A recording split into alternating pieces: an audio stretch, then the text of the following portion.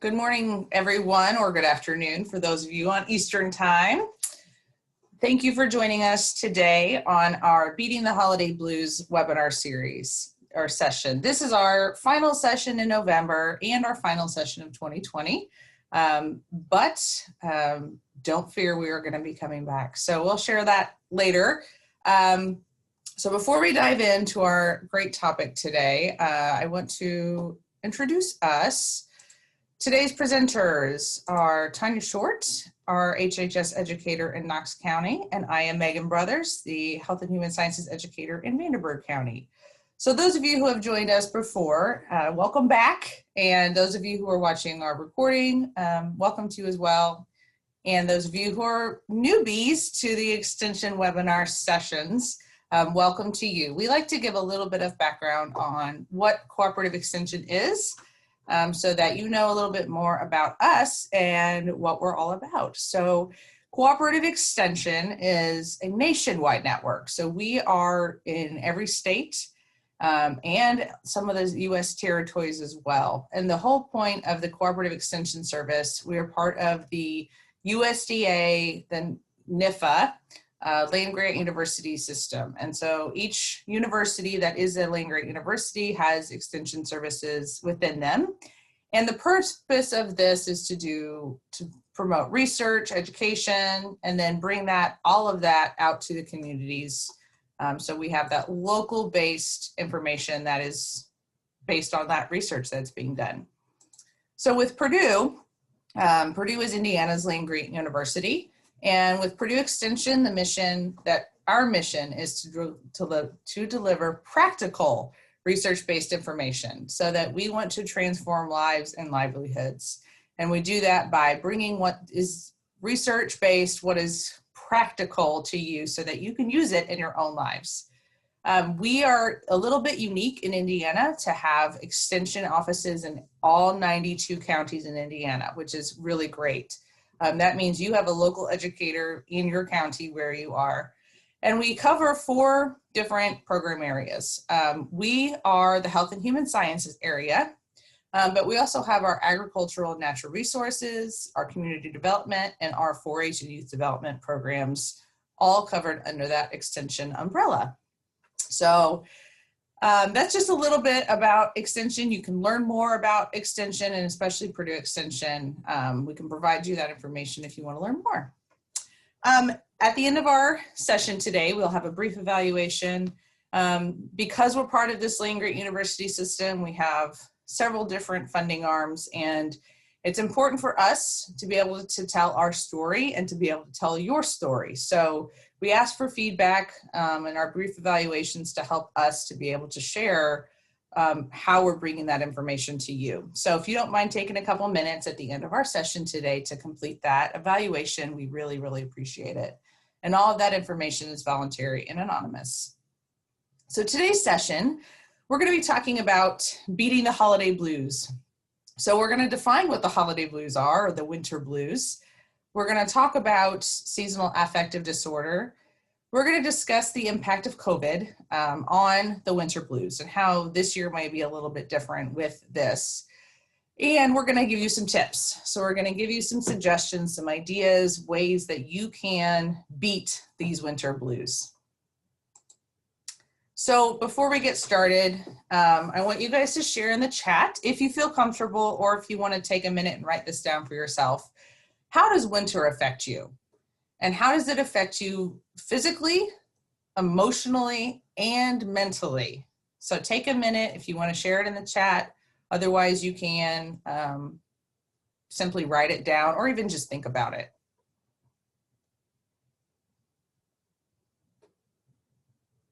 And while you're thinking, I will add, we do have, if you've noticed, we have a live transcript going of our session today. And if you do not want that on, you can set your settings to where you can turn that off. Otherwise, it will be on there for you to be able to follow along.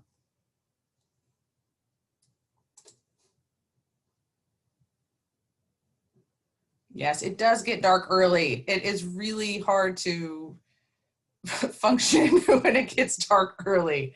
Yes, my daughter is almost 3 and she you know, it's 5 o'clock and it's getting dark, and she's like, okay, time to go to bed.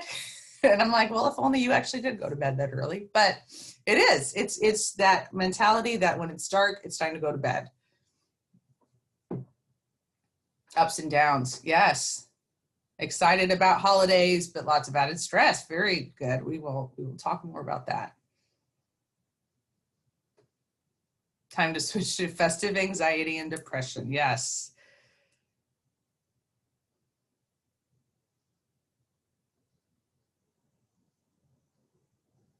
So there are lots of effects. And so when we feel those effects, when winter's coming, we actually can tell you that that's normal. That winter blues, that winter effect, I should say, is natural and normal. And so there's research and medical knowledge to support the fact that, yes, winter does have an effect on us for sure.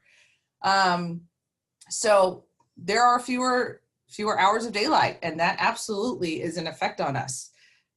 There's less natural light, and that can physically change our brain chemistry. What happens is with that is we rely on that daylight and that sunlight for vitamin D, but also that sunlight helps with our neurotransmitters in our brain. And so those neurotransmitters of serotonin actually drop whenever we are experiencing less daylight. And in addition to that, our melatonin, which is what helps us to sleep, increases since nighttime. When the sun goes down, our body naturally produces more of that melatonin, which helps us to want to fall asleep when it's dark. So when we have more melatonin and less serotonin, we're going to be a little bit more lethargic, wanting to sleep more. And those absolutely, that combination of those two can lead to some different kinds of effects. And of course, every body, literally every body is different, and every brain is different. So that's why we discuss this, as some people are affected much more severely than others might just have a little bit of effect from it. And of course, the colder temperatures make us want to, you know, stay inside and snuggle up and not do as much either. So what we know is that about 15% of Americans experience what's called the winter blues. And that is a mildish form of a depressed mood, that where you feel more sluggish, you feel sleepier, you might have appetite changes, and that could either be increased appetite or even decreased appetite. Some people experience one or the other. In addition to that, we feel a little bit less social. So we're a little bit less likely to want to go out. We don't want to do a whole lot of social things. And it's that just natural where it's nighttime and we want to go to bed, right? So that is about what 15% of Americans experience, and that's what we refer to as the winter blues. Now, we also have stress from the holidays. So that is a different kind of stress all in itself, as a couple of you guys have mentioned already. A study of 800 American adults claimed that lack of money, lack of time, the hype around the holidays, and even commercialism are what stresses them out more. And so the holiday stress is a different kind of stress, right? So we have our own natural, normal stresses, everyday stresses in our life. But this holiday stress takes on a whole different world, right? Most people claim that the holidays, they feel more stress. It's very hectic times. We're trying to see everybody. We're trying to connect. We're trying to buy presents. We're trying to decorate. We're trying to get work done while all of that kind of stuff happens. So we feel like we want to make it the best for our families because we see all these movies and TV and commercials telling us that we need to make it as perfect as possible. And we know that that's just not really possible. So there's advertisings. I don't know if you guys get the huge catalogs of toys and gifts that come out, encouraging you to buy all these things for all these different people in our lives. So we know that affects all kinds of things, right? So we are trying to figure out how to make all that happen, make these special moments, buy all these presents while staying within a budget, maybe trying not to run up credit card debt too much. In addition to all of that, we still have work if you were working. And so that workplace stress doesn't go away. Sometimes there's more stress. So we're getting towards the end of our calendar year. And sometimes we have end of year deadlines. That stress doesn't go away. So all of those things affect, we're trying to make sure we have time off to spend with our families while getting everything done. So there's lots of things around the holidays that add that added stress. And then you add that in the winter blues effect as well. So what we know, kind of looking at those stepping stones of severity, seasonal affective disorder, or SAD, as sometimes it's referred, it's a type of depression, and it's related to the changes of seasons. So that's a seasonal affective, our affect changes based on the seasons. Generally, it's about when weather gets colder, when the times change, when seasons are changing. Most people who have seasonal affective disorder have the symptoms in fall, and then they continue in through those winter months. I included here a definition of the DSM from the DSM-5, which is the Diagnostic and Statistical Manual of Mental Disorders, which is used for diagnoses of mental disorders. So depression is defined as a period of 2 or more weeks of a depressed mood or loss of interest or pleasure in daily activities and other specified symptoms. So when we talk about depression, it's more severe than just feeling sad, feeling a little bit depressed, or feeling a little bit stressed. This is a longer term or potentially more severe level of depression that is considered the seasonal affective or considered depression that might fall in the seasonal affective disorder. When we look at depression and whether or not it is considered a mental disorder, we look at how it affects your ability to carry out everyday life. So is it affecting your ability to go to work? Is it affecting your ability to get things done? Then we might look at it as an actual level of depression. So these are some of the symptoms of seasonal affective disorder. So we'll take a second to look at these. It's, again, changes in appetite or weight, changes in your sleep pattern. So either sleeping less or sleeping a lot more, one of those others that's different from what your usual sleep looks like. It affects our energy. So we find that we're more lethargic, have lower energy.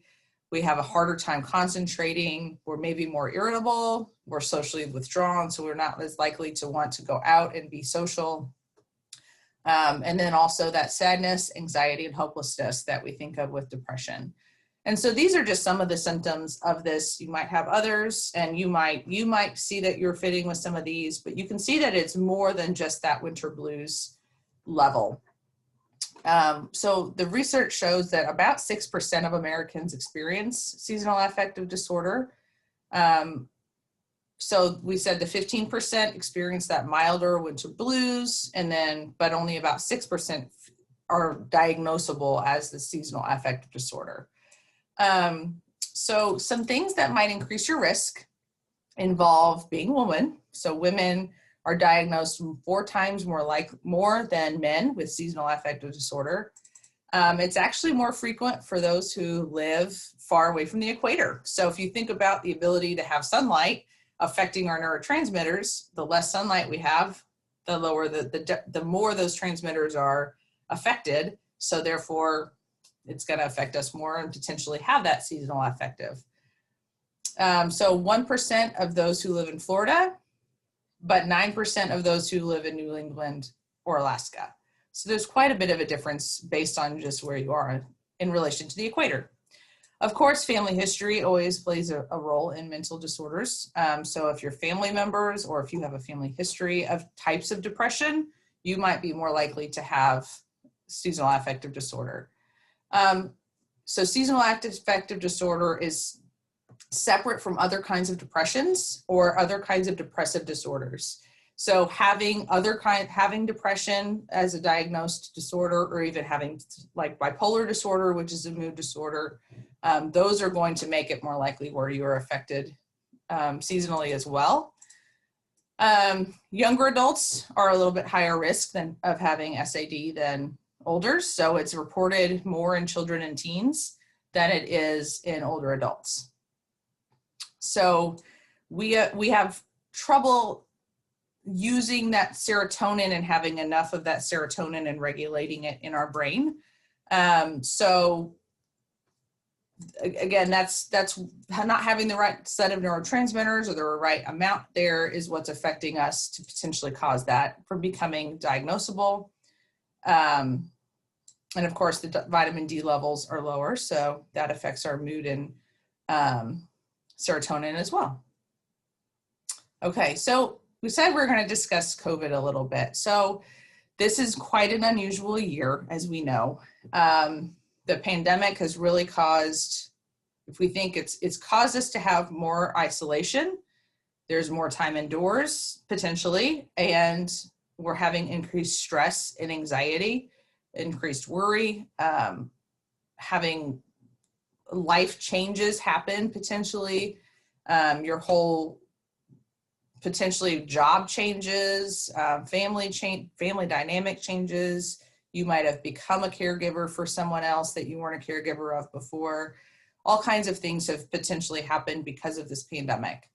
So all of these things that are listed here are risk factors for depression and seasonal affective disorder. So when we look at that, we look at what's already been happening for us potentially due to the pandemic, and we look at the symptoms of the seasonal affective disorder, it just compounds. So what people who may not have been at as high of risk for seasonal affective disorder, or may have never experienced winter blues before or experienced it in a very mild form, they may be more likely to experience that to a more severe degree, because all of those stressors and all of that worry and anxiety and change has potentially already been affected. So we found that in the summer of 2020 that there was an increase in depression by more than 3 times. So people are showing more depressive symptoms even in the summertime. So when we look at that and we come into our winter months, knowing our neurotransmitters are going to be affected, I imagine we will probably see a significant increase for this winter. Of course, I cannot predict things, but that just kind of makes sense as we're thinking about it. So in addition, generally, people are outside socializing. And so as the winter comes, as the weather gets colder, being outside may not be as possible. So that takes another potential socialization piece out. People aren't outside moving as much. They're not going on as many walks or playing outside. So they're inside more and not moving as much. All of these factors potentially are going to create higher risk for winter blues and or that seasonal affective disorder. So with that, I am going to now turn it over to Tanya. And Tanya, I'm going to set you as remote. Are you getting access to it?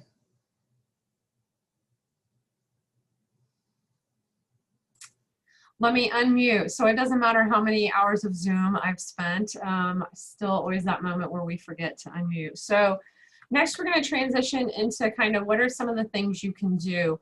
And if you've participated in our September series where we talked about stress and kind of overcoming fatigue, we're going to really hit on a lot of those same things. So I would encourage you, if you weren't able to participate in those, to go back and look at those, as well as and you're also welcome to reach out to Megan and I after our session today if you have further questions. But I would also, when we're thinking about the holidays and the commercialization and kind of some of those things that really hit us with those and how to navigate those, we also had a really excellent session in October about, called Curb the Urge to Splurge, and how to really think through some of that. So that might be another recording that you go back and look at if you weren't able to participate in that.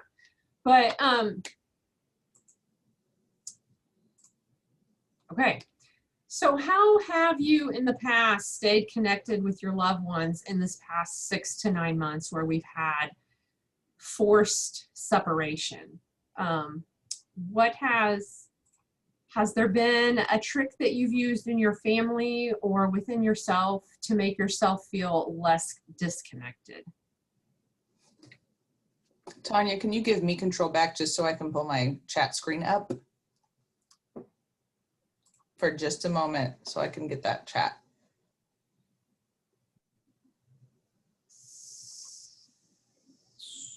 So give up remote control. Okay. Thank you. So Jill says she calls on the phone or they use Zoom. Set a reminder on my phone to send a text to my friends every 2 to 3 weeks, just so they don't forget about me. But you know what? That goes both ways, right? Because now they know that you're thinking about them. And it might sound so simple, but how big of a deal it is just to receive a text from someone that maybe you haven't heard from for a while or haven't been able to see that says, hey, thinking about you. Brooke uses FaceTime.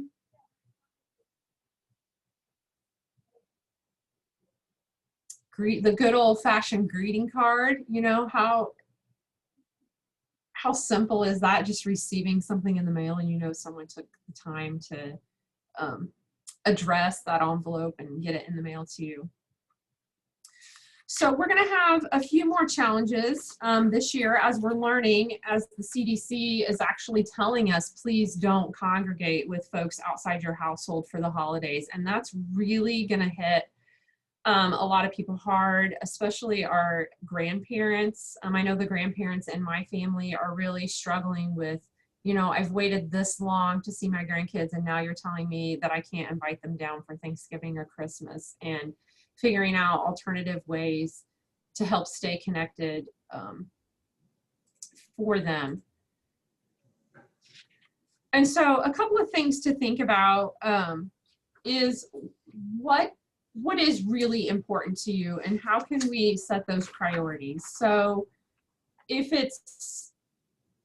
this is kind of thinking about back to your Christmas and your holiday traditions. So what really is your tradition? Is it that you all get together and decorate the house? You know, is it about, and then within that, is it about the decorations itself and those happen to be perfect, or is it about the act itself and just the fact that you're doing it together and that you're intentionally setting aside that time together to do it? I know growing up, one of my favorite memories is during the Christmas season, my mom would put up the tree while we were all at school, and we'd come home one day, the tree would be up, and the kids would get to pick out the ornaments and decorate it.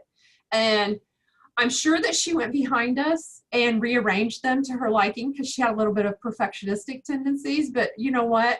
In the moment, I didn't realize that until later. One of my brothers pointed it out. But the point was, like, it was really a thrill, actually, just to have that little tradition in our family. So what are your traditions, and how can you keep those going, and how can you maybe adapt them if they involve something that's going to be disrupted because of COVID?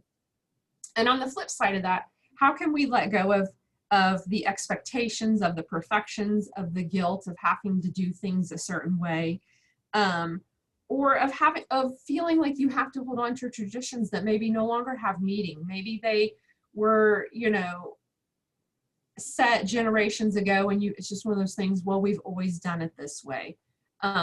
You know, maybe COVID can be the excuse to say we're going to change things. So use it in your favor if you can, or, you know, if that is the need.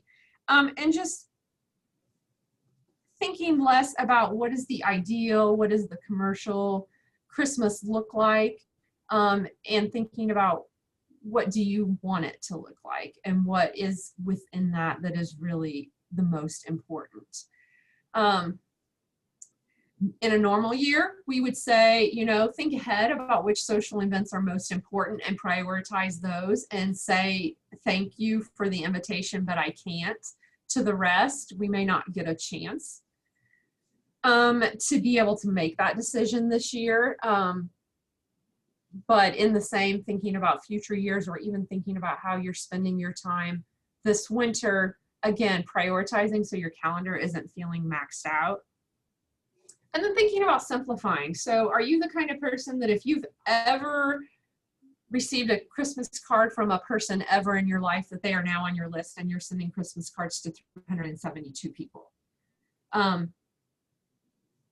maybe you can cut that down, or maybe you should cut that down so that the act of itself, sending a Christmas card, doesn't become a burden to you. So how can you do these things and stay connected without them being a burden? And then also just thinking about with your shopping, you know, is the way it's planned out, or is there, you know, an expectation that you provide so many gifts that it becomes burdensome in the shopping? Or how can you do things a little differently so that you have that joy of giving without it actually being a burden to do the shopping? I know I personally am not a big shopper. And so any way that I can connect with my family members, you know, my nieces and nephews that I still purchase for that are younger, any way that I can connect with them in a different way that allows me to actually get something for them that they really want, because I'm hesitant to admit that I'm old enough now that I have a harder time connecting with that younger audience. And so, you know, I don't want to just go out and haphazardly buy them stuff because I feel pressured to buy something and wrap it and put it under the tree. So how can I have to really think about how I can connect with those younger family members. And that's true actually for the adults in my family as well. You know, if you have parents who maybe have an established household, do they really need more stuff, or do they just really want more time with you? And then lastly, thinking about, you know, we talked a little bit already. Oh, and I just got distracted. So Jill does Zoom cookie making. So that's an excellent example on how we can connect creatively to make sure that we're not letting that social distance or that physical distance really keep us separated.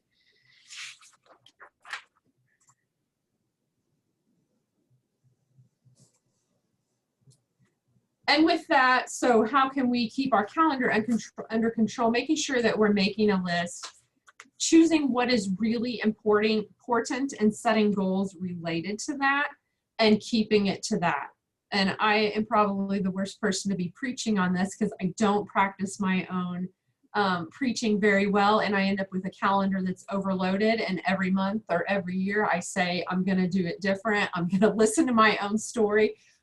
But, you know, saying thank you, but no. And then once you've made that list, if it's still really long, maybe you need to check it twice. Be realistic, prioritize it, put the things that are truly important first so you're sure that they get done first. And then if you run out of time or you're too tired, it's not that big a deal if you say, you know what, okay, I didn't get to those, and it's okay. And then lastly, here's another, the D word I'm learning. I'm trying to learn this one. How can you delegate? Let the kids decorate. Stuff is going to be hung crooked. They're probably not going to do it right? But it's done, and they are going to enjoy it to no end. You know, how can they help wrap presents for dad? Who cares if the wrapping paper is not perfectly folded? You know, I mean, we shouldn't, right? Because that's not what the holiday season is about.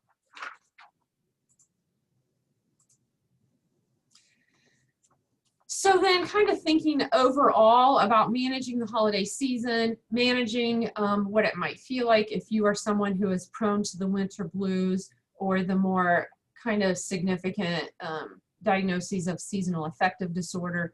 And then these are going to be the same things that you hear on many self-care advice columns. And number one is get plenty of sleep. So we're maintaining our sleep schedule. We're still going to bed at the same time. Just because you have a week off of work doesn't mean that we're suddenly staying up till 1 a.m. binge watching whatever show, because you know what, those kids, they may not want to get out of bed during the week for school, but on a day off, you know they're going to be up at 6 a.m. and you're now going to be tired for the rest of the day, right? The other one is move, get that physical activity. It is cold outside and we are tempted to just hunker down with our blanket and our hot cocoa. But what can we do to help motivate ourselves to get outside more? And it is important, even if it's cold, to get outside, because just getting that little bit of sunshine can help regulate some of the I don't want to use the word dysfunction because that's maybe a little bit too strong, but that irregularity that's caused by the decrease in the amount of sunshine that we're getting during the day. So what are you doing to make sure you're getting as much sunshine as possible? Even if that means sitting on the sunny spot of your couch that gets full sun in the morning, right? Just sit there and close your eyes and soak it up. And then we also want to think about our nutrition. So we talked in our sessions back in September, the measurable difference between those who have a well-balanced eating plan, where we're focusing more on our fruits and our vegetables and our whole grains versus versus those who have more of a fly by their drive-through kind of eating plan, and really the noticeable difference that can play in the way we feel both physically and mentally. And so another thing we need to think about is being mindful in the moment. And so this is not a word that we hear often enough, and it actually might be a made-up word, I'm not sure, but I like it, and that is unitask, the opposite of multitasking. I know in our time management session, we had folks and we were talking about how we could maximize our time by doing a simple act like eating our lunch while participating in a Lunch and Learn Zoom webinar. And I personally do that a lot, even though I know I shouldn't, because just stepping away from my computer to do a simple thing like eat my lunch or go for a walk down the lane and back is really important to help our mind learn to focus on one simple thing and to enjoy and be focused on the task at hand rather than feeling like we're constantly having to focus on multiple things at one time. And so how can you turn that daily task into a mindful moment? Maybe it means when you sit down for your cup of coffee in the morning, that's all you're doing. You are sitting there with your coffee, you're giving yourself a chance to kind of reflect on the day ahead, or maybe just think about nothing but savoring that coffee and your time. And related to that, thinking about how much we use our technology. There is actually trying to use the right word here. I don't want to say epidemic because I feel like anything that ends in demic has been overused right now, but there is a gross awareness now from the research perspective of knowing how much being connected to our tech can actually create a negative effect in our life, to the point where when folks are asked to put their phone away for bedtime, for example, being asked not to take their phone to the bedroom with them, it actually creates anxiety, like a separation anxiety from that technology. And so if you find yourself in that place where you're constantly having to check, or you feel like you're a fear of missing out on something, or you're just feeling disconnected simply by not having your phone in your hand, then I would challenge you to begin experimenting with intentionally putting it away. And maybe bedtime and keeping it out of your bedroom might be a first challenge, or maybe putting it away during mealtime or during that coffee time, right? So if you previously were the person who was a coffee and a Facebook browser, maybe you need to say, you know what, Facebook, I love you, but right now it's just me and my coffee, and be mindful in that simple daily task. And that really kind of leads right into that, finding that quiet time as well. Even extroverts who thrive and recharge in groups, we still all need our quiet time to really reflect, kind of decompress, let our brain process what's happened that day or that week, and to be able to think forward thinking. Because, you know, I've read some research recently and they talk about the key to innovation is actually having downtime to let your brain wander. And so how can we have these, just allowing our brain to unplug in and of itself, and to not have to be focused on too many things at one time, to be able to begin to explore new and different ideas.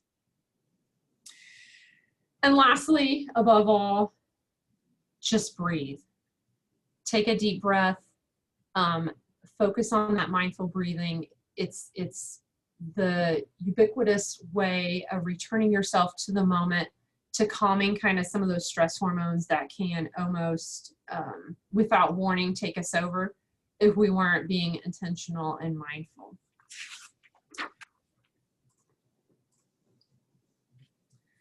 And so we would just like to conclude here by saying, if you struggle with the winter blues, or if you've experienced something more severe that could possibly be diagnosed as seasonal affective disorder, where you feel like it's interfering with your ability to carry out your daily tasks, to maintain healthy relationships, to accomplish the things that you want to accomplish, I very strongly encourage you to talk to your doctor about different options.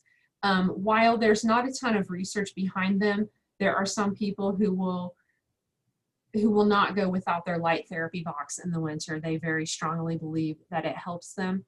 And I had a note here that I wanted to be sure to point out. I believe that if you were going to look into those, they want to be at least 10,000 lux, which is a light unit. We also want to think about that professional talk therapy as well. And I'm,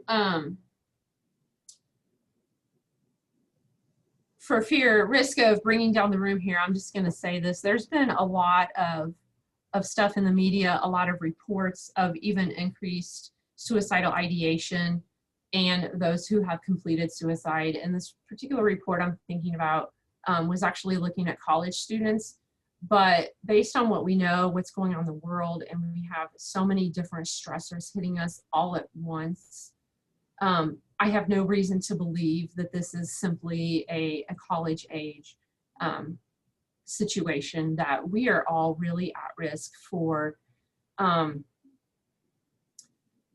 very real struggles, for dealing with the pandemic and the social unrest and the increased divisiveness that happened through our election. And then you combine that in the pressure of the holidays and the decreased sunlight and the natural things that happen to our bodies because of that. And then we are told that we can't even visit, that we shouldn't be visiting with our family over the winter. This is a book to write all books in the human existence. And I would just really, really strongly encourage you to pay attention to what's going on in your own self, to listen to your body, but also to pay attention to what's going on in those around you. So maybe you have coworkers, maybe you have family members, maybe you have that neighbor that you check on because they don't have family nearby. I would just really urge you to pay attention to all of those things going on and to provide support to each other.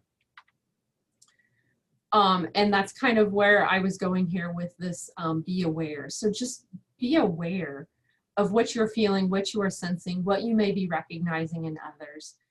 Stay focused on what's really important to you and give yourself permission to let the other things slide.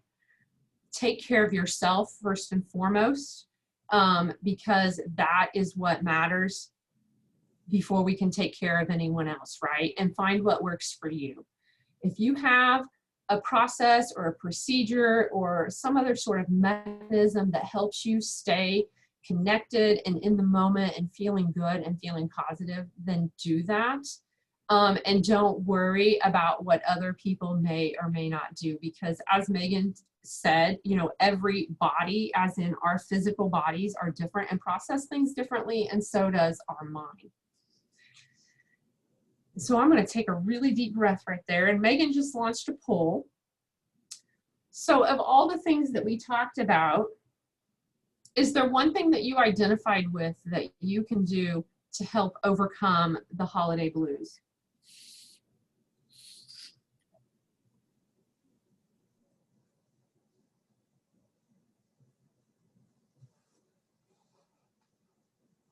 And you can choose more than one on this.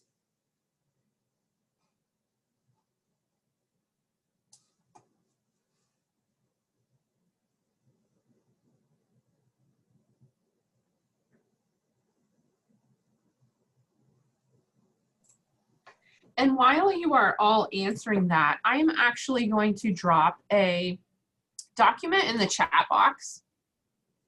This is a list of resources, mental health resources that I had put together for a different program that I want to share with you. And it has a number of different hotlines or text lines or call centers that can be utilized, as well as links to find other resources.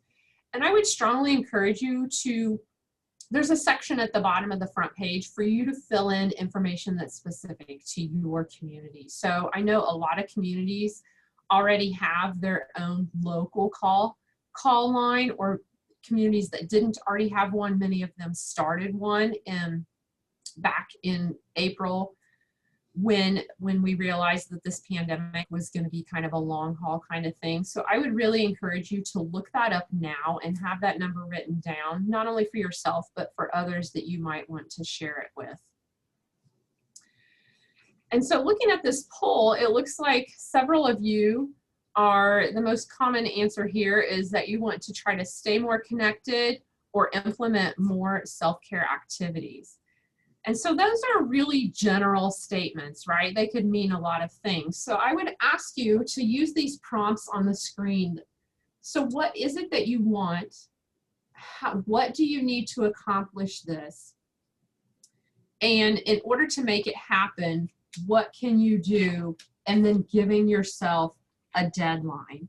And so an example might be, you know, part of my self-care could be that I want to start journaling again. Maybe you're someone who used to journal, and for whatever reason, you let the busyness of life kind of take that away from you. So I want to journal more like I used to. To accomplish this, I need my notebook, or I have the notebook, I just need the time. And in order to make this happen, I pledged to tell my family this weekend that from every evening from 7:30 to 8 p.m. is me time. So that's very specific about what you need and how you're going to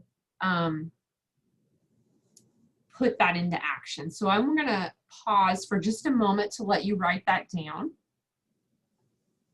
because we know that when you write things down, we're more likely to follow through.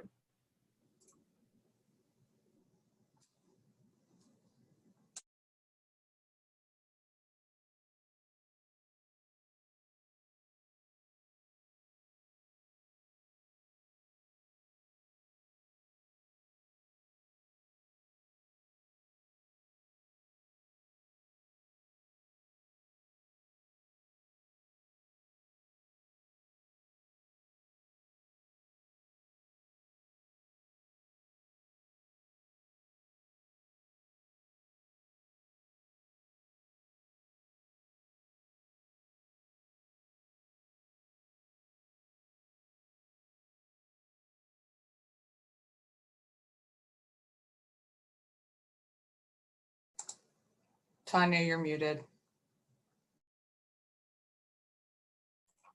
Fantastic. Okay there, thank you. I would just like to open it for discussion here to see if anyone has any comments or questions, or if you would like to share what your goal is back here on our fill in the blank. Okay, apparently I can only scroll forward when I have screen share control. So I apologize for that.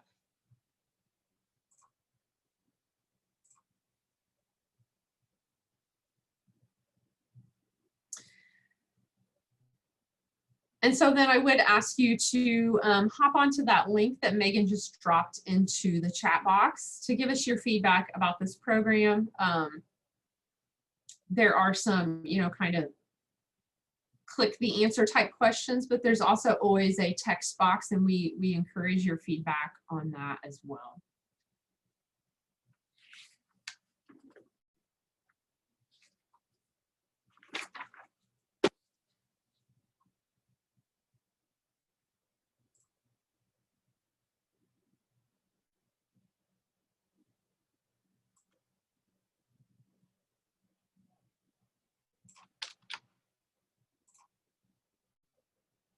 Oh, you beat me to it, Megan. I was just trying to get that text. Okay, so Megan just dropped in there. So we have the link to the survey, the link for the certificate of completion if you need that for your records. And then we've actually consolidated or cross-linked, I should say, all of our sessions between September, October, and November onto that one link. So if you needed to go back to view any of the handouts or to get the recording link, that is where you can find it. So I'll make a call out one more time for anyone that might have a comment, question related to today's session.